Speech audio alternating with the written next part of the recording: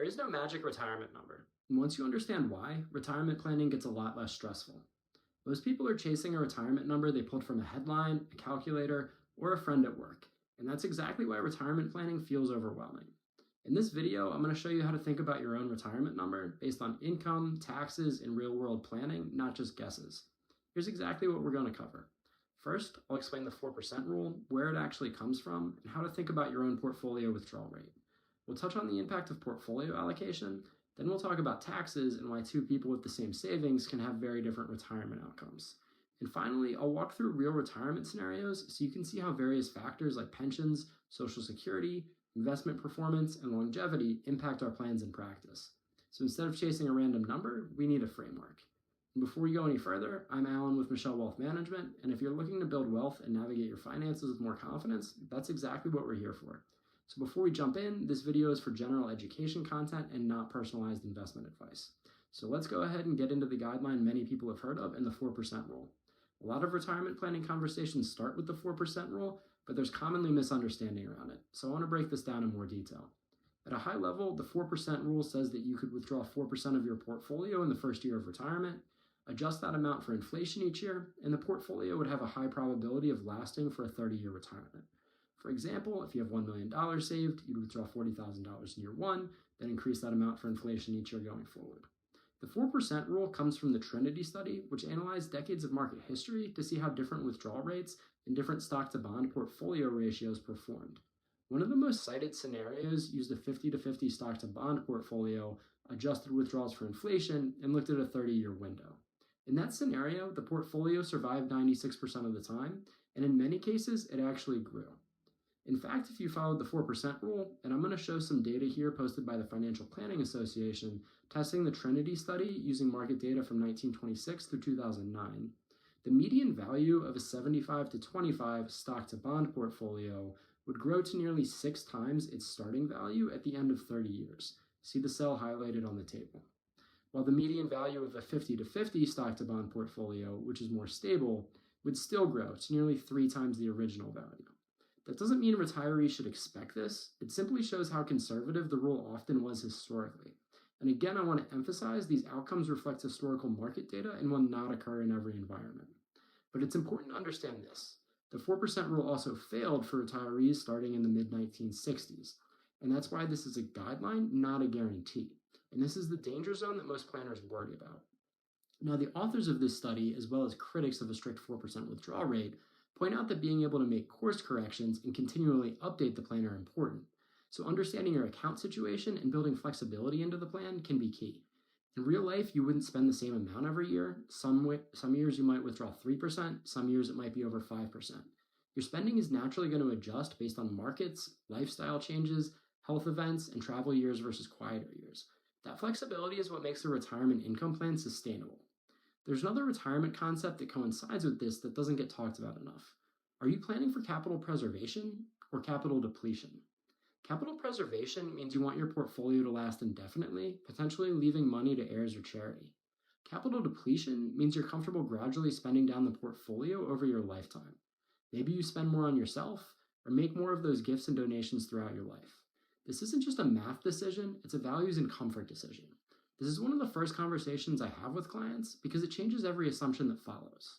And if you'd like to explore this topic further, I'd recommend checking out Bill Perkins' book Die with Zero, as he makes a compelling case for how to think about spending throughout your life with intention. Most people don't realize they're making this decision by default without ever thinking it through. Now, it is important to understand how portfolio allocation impacts your retirement projections, as many retirees don't quite grasp which portfolio allocation suits them best. The often cited portfolio mix in that original 4% study was a balanced portfolio, or 50-50, meaning 50% stocks for growth and 50% bonds for income and stability. While a 50-50 or 60-40 mix has historically been popular and reduced volatility, supported long-term withdrawals, and naturally encouraged buy low, sell high behavior if rebalanced, which I'll cover in a separate video, it is not perfect. Bonds can struggle during inflation, and it may be too conservative for early retirees or too aggressive in certain situations. Portfolio design should always be customized because a portfolio isn't just an investment decision, it's a comfort decision. The best portfolio on paper doesn't matter if it causes you to panic at the wrong time. Now, here's where many people struggle in their own plans. Two people can have the same retirement balance, and one of them can run out of money years earlier, purely because of taxes, which quietly change our plans. If you have a mix of pre-tax accounts, Roth accounts, and taxable accounts, you don't need to pull evenly from each one every year. A smart withdrawal strategy might mean using IRA withdrawals only up to the top of a specific tax bracket, holding Roth withdrawals for later years, using brokerage assets in early retirement as a bridge to Social Security and penalty-free retirement age, or doing Roth conversions in low tax years to reduce future required minimum distributions and tax burdens. I've seen plans that look great on paper but fail simply because withdrawals weren't coordinated. Your withdrawal strategy can matter just as much as your investment returns. Now, let's talk through a real example. Some notes before we get into it. We plug these scenarios into the financial planning software eMoney. The baseline assumption is a very conservative 4.2% rate of return in retirement. Also, when we refer to success percentages, we're referring to the models within eMoney. When doing these plans, we often compare data discussed earlier as well as the models and tools within eMoney, which do a really good job of incorporating historical data. So for scenario 1, a couple has $1.5 million in traditional IRAs and 401ks. They're 67 and want to run their plan until age 92. They withdraw 4%, so $60,000 per year, and receive $40,000 from Social Security. After taxes, this supports roughly $90,000 of annual spending. At a modest 4.2% rate of return, the plan works comfortably over a 25-year retirement. But if withdrawals increase to $73,000 per year, closer to 5%, there is a chance for the portfolio to deplete over time. This is the 80% chance of success plan, according to the model. So here we can see a max spending of $103,000 when we factor in Social Security. Again, note that this chart shows a relatively conservative rate of return, however, it does not account for market volatility. So now let's change just one thing, and all $1.5 million is in Roth accounts. So we're also assuming qualified Roth withdrawals. Now I should note, it would be much more difficult to accumulate $1.5 million in Roth than in pre-tax. I'm also not recommending doing all of your contributions into Roth, but it is worth noting how holding the same value in different tax type accounts can influence how much you need to have saved to comfortably retire. If you follow the 4% guideline, we're taking the same $60,000, except now it's tax-free, which means our spending rate can be higher. So showing the same spending rate as scenario 1 of $90,000 and the same rate of return of 4.2%, we can see the portfolio value remains much more flat over time. In this scenario, the max expenses, so taking the success rate from 100% down to 80%, are $110,000 per year, $7,000 per year more than scenario 1. That withdrawal rate would be about 5.3%. And again, this is based on historical data and modeling assumptions, which are not predictions of future results. So we see the same money saved, but very different outcomes, taxes being the difference. This is why tax diversification matters in retirement, not just saving, but where you save. Now let's extend that retirement out from 25 years to 30 years. The longer the timeline, the lower your sustainable withdrawal rate needs to be. The max spending, or 80% chance of success rate, would decrease from $110,000 to $101,000.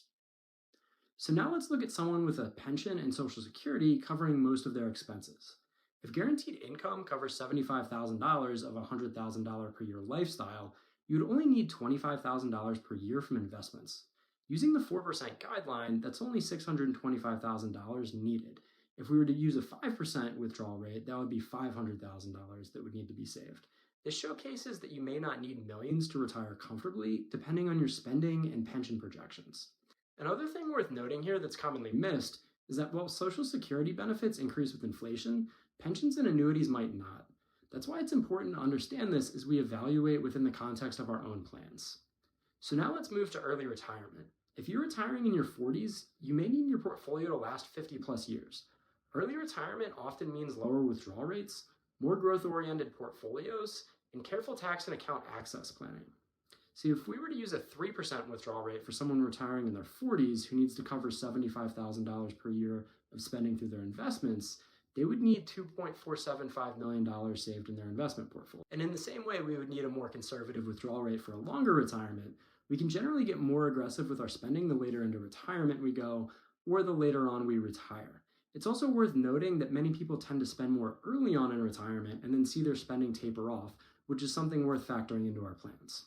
So the real question isn't how much do I need to retire, it's how much income will I need and where will it come from? And if you want to see what your own retirement income plan looks like after taxes, inflation, and real market stress, that's exactly what we help people model every day. Thank you for watching, and I'll see you in the next one.